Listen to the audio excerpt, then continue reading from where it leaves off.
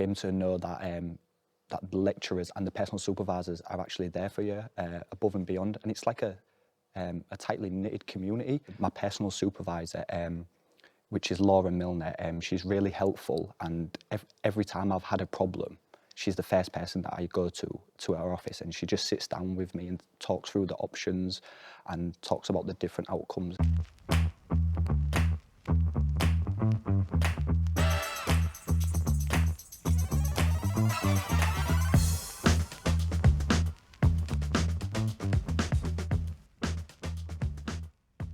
I think it's important to note that when, no matter what subject you study, there's always going to be a setback because it's not plain sailing. You have to put the work in.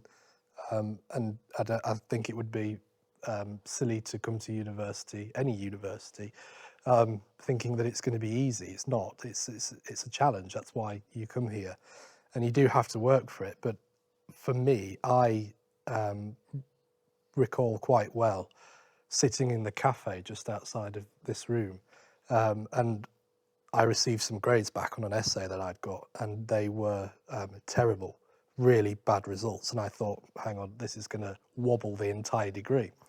So I spoke with my personal academic support tutor and just discussed a plan forward for how to avoid making a silly mistake, because the feedback I got was, it was a brilliant essay with hundreds of references, and I really did put a lot of time into it, just didn't answer the question. And had I done this, that, and the other, we could have ironed that out before you submitted it. So I think it goes back to what we said earlier about the role of a lawyer and being able to be that sound voice with, practical advice. When you become so emotionally overpowered because it's your grades, your future, and you're worried, going to see somebody to just say, it happens all the time to many people. People have had this before, people will have it after you. This is what we can do, let's do this and work hard. And I never made that mistake ever again, and it didn't wobble my degree at all. I, in fact, came back stronger after I'd made that mistake.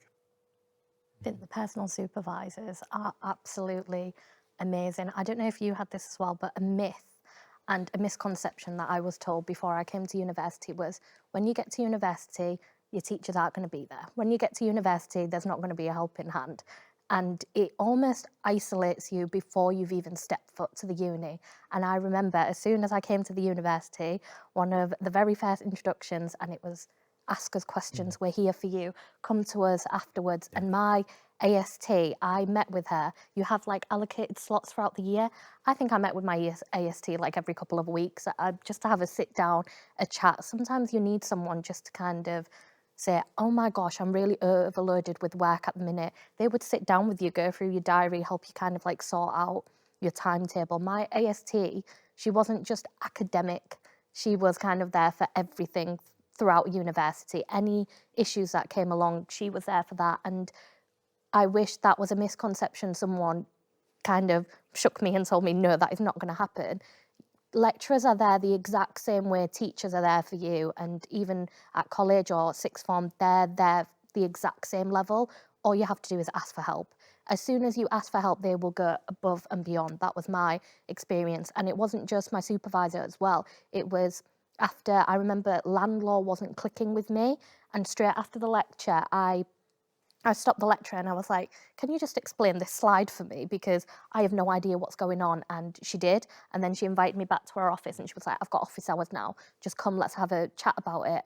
And they will help you as much as they can. And at the end of the day, one thing people forget is that they're the ones who write your exams as well. So the people with the best knowledge who can help you literally understand everything to the full extent is the lecturers. And they're there for you at all times. And I just wish that's something that I would have known fully from the beginning, because it took me a while before I was comfortable to ask the questions and kind of be confident enough to say, will you help me with this? And they never said no. No one ever shut me down.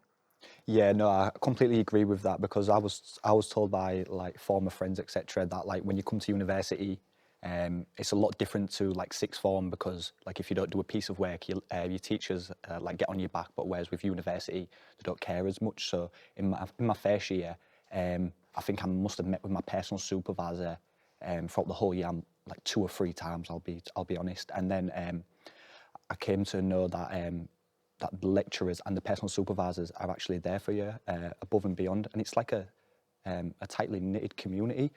So, like for example, I'll give you one example that in criminal law in my first year, I didn't understand the actus reus and mens rea of murder, for example, and I was struggling to get my head around it. And after doing like reading, etc., I still didn't understand it. So I'd messaged my lecturer via email, Jerry Johnstone, and he invited me to his office outside of hours and just sat down and talked through it to me. And then going into that meeting with my lecturer, and then after leaving again, I felt more like relieved and assured that like I do know what I'm doing. It's just my confidence. And when I don't necessarily understand something the first time, I attempt to like read it more than once in order to like fully understand it.